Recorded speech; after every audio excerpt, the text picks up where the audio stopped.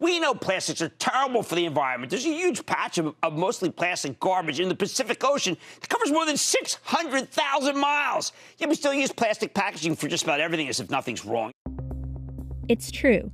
Since the 1950s, humans have produced about 8.3 billion metric tons of plastic. Every year, 8 million metric tons end up in the ocean.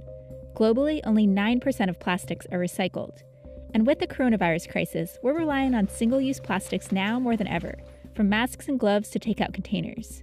But it's not just a waste problem. Plastics and fossil fuels are inextricably linked. Both the production and the disposal of plastic is a major climate change issue.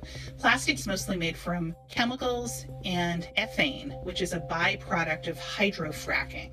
And as the world tries to move away from fossil fuels, oil and gas companies are increasingly relying on plastics to make money. The rise of electric vehicles will mean that the oil demand from the transportation sector will diminish as we go through the next 15, 20 years. And so when those companies look for their growth drivers, they're looking at petrochemicals. And petrochemicals mostly means plastic. No doubt, plastics are useful. They can help make life-saving medical supplies, lightweight, fuel-efficient car parts, and insulation for our homes. This material is extremely versatile, it's durable, it's easy to produce, it's cheap to produce. But as the environmental impacts become more and more obvious, there's a growing demand for alternatives. You're not going to solve this problem by appealing to anyone's better nature. But what if somebody comes up with a better science? That's what a number of companies are trying to do, from mushroom packaging to advanced fibers to plastic-free online grocery stores. Mushroom packaging will return to the earth in just 45 days. Footprint exists to create a healthier planet. There is an environmental solution that is cheaper.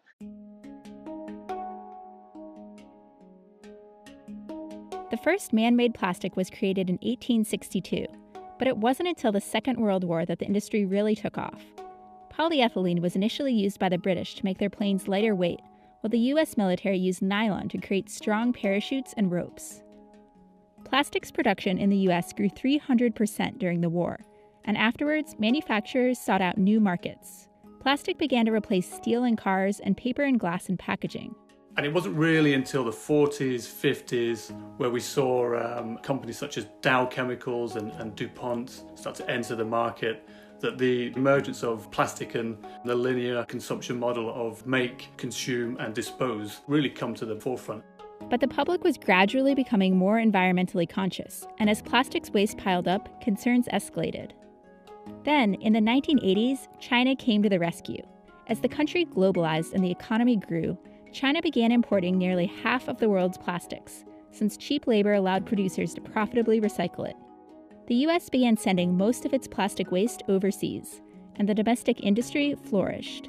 Half of all plastics have been made in the past 15 years. But in 2018, China stopped accepting our waste, since much of it was too contaminated to be repurposed. So China said we're closing our doors permanently to U.S. recyclables, which resulted in a real scramble, including lots of plastic being shipped around Asia, where there was not a solid waste infrastructure to accept all of that. Now, the U.S. is being forced to confront the magnitude of its plastics problem. And though we lack the infrastructure to recycle the majority of our plastics, the domestic industry continues to grow, generating over $450 billion in revenue annually and employing nearly 1 million people. The volumes are simply just stacking up at home, and it's becoming untenable. In Western Europe and China, plastic is mostly made from oil, while in North America and the Middle East, plastic is primarily produced from natural gas, using ethane as the building block. After ethane is extracted during the drilling or fracking process, it's sent to processing facilities called ethane crackers, where it's heated to extremely high temperatures and turned into ethylene, and eventually polyethylene, the most popular plastic in the world.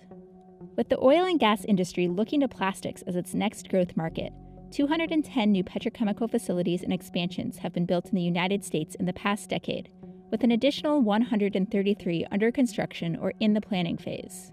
These plastic facilities are being built to help service a growing middle class. People around the globe are rising out of poverty and demanding better medical care, improved personal care items, cars, and other kinds of things that plastics are going into and improving those applications.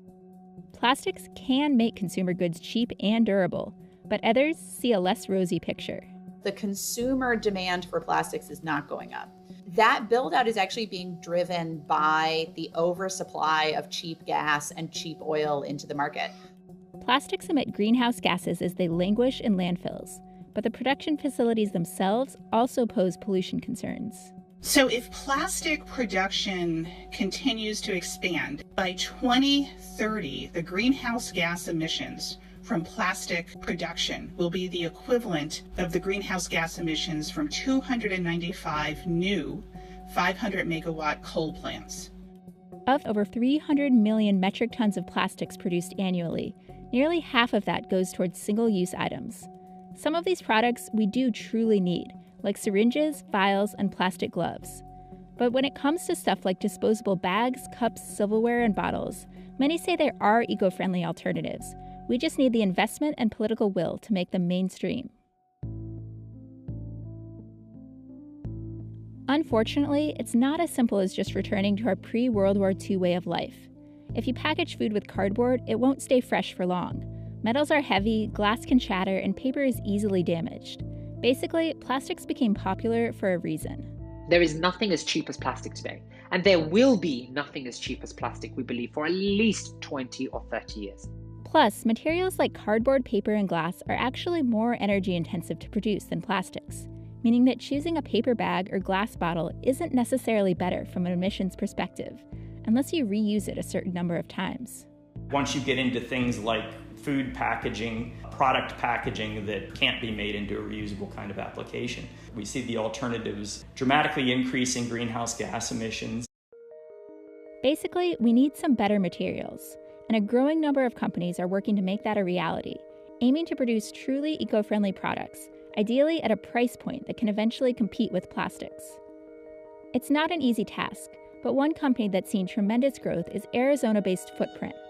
Founded by former Intel engineers in 2013, Footprint uses biodegradable, fiber-based materials to make frozen food packaging, microwave meal trays, meat trays, cups, straws, and more.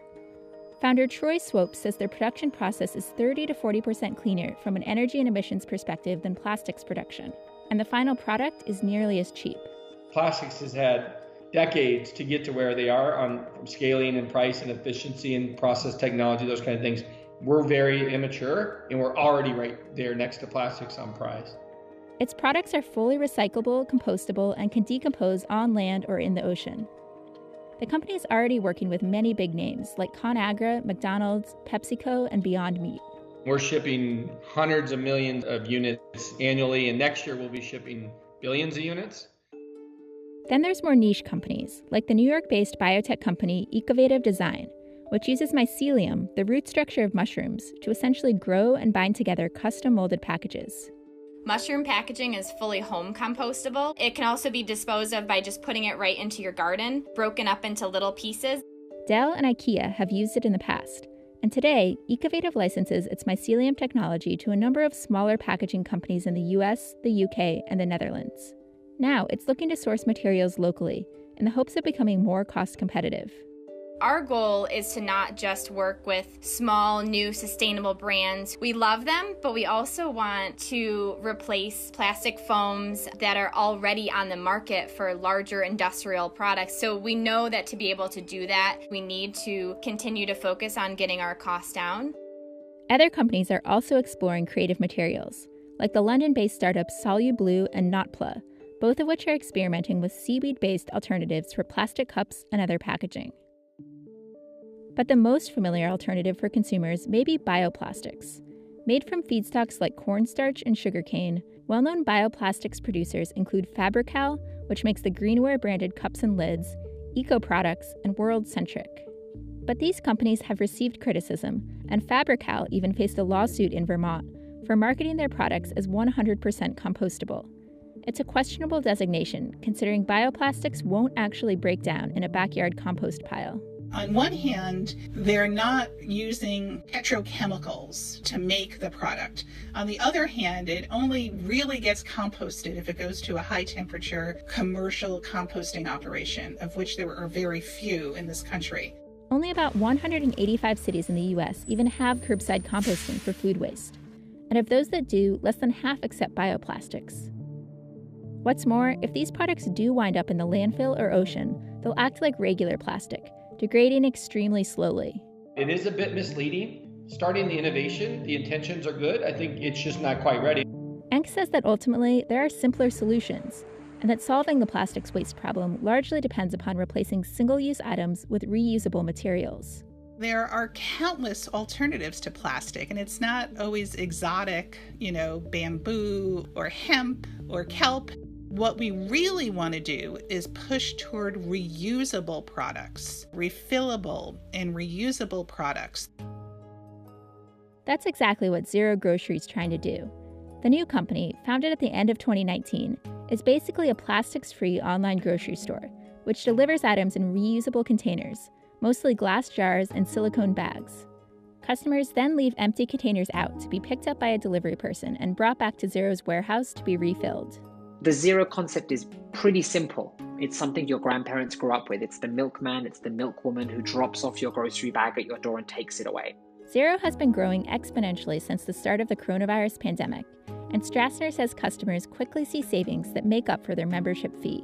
So our members pay $25 a month. That's the equivalent of $6.25 a week. But the actual groceries they're shopping are about 10 to 15% cheaper. And it's because we got rid of the plastic packaging that we can offer those better prices alongside our partners. Companies like Zero, Ecovative, and Footprint are making it easier and maybe even cheaper for consumers and corporations alike to avoid plastics. But given the powerful fossil fuel interests at play, it may take serious legislative efforts to incentivize adoption and slow the rise of the industry overall.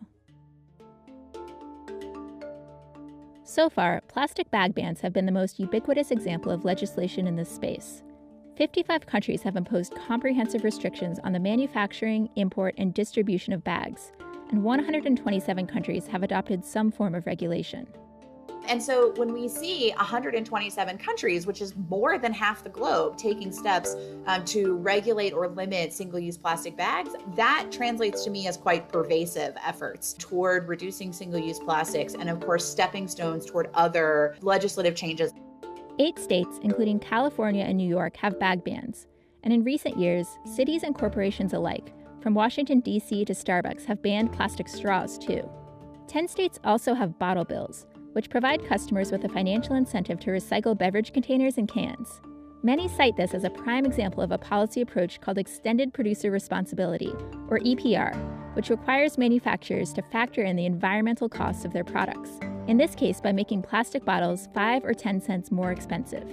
That cost is then returned to the consumer if they recycle. And it's certainly not just the US that's cracking down.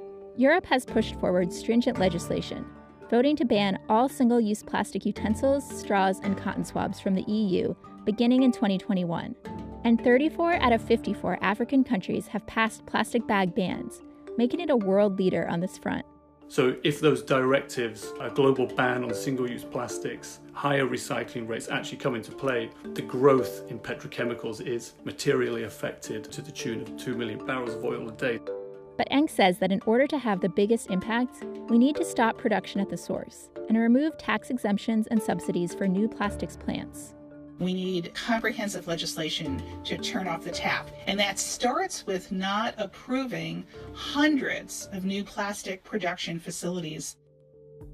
Bans, extended producer responsibility laws, and ultimately just making less plastic would all incentivize the adoption of alternatives. But alongside this, experts say we need to fundamentally rethink how we shop and consume. What we have to be thinking about is questions as meaningful as how are we designing our grocery stores? I think there's a lot of scope for innovation, creating new business models that don't rely on plastic, and sometimes resurrecting old business models that worked quite well. This means bulk bins, and it means mugs, jars, and bags that are reused until they fall apart. It means models of reuse existing alongside better technologies, plastics alternatives, that can store food and consumer goods in an eco-friendly way without making consumers pay more. But I'm very worried that we're running out of time. We are not facing a situation where it would be nice if people used less plastic. We have a crisis on our hands when it comes to single-use plastic. And so we need people in elected office. We need people who head up big corporations to say they are committed to reducing their plastic footprint. And we can do this.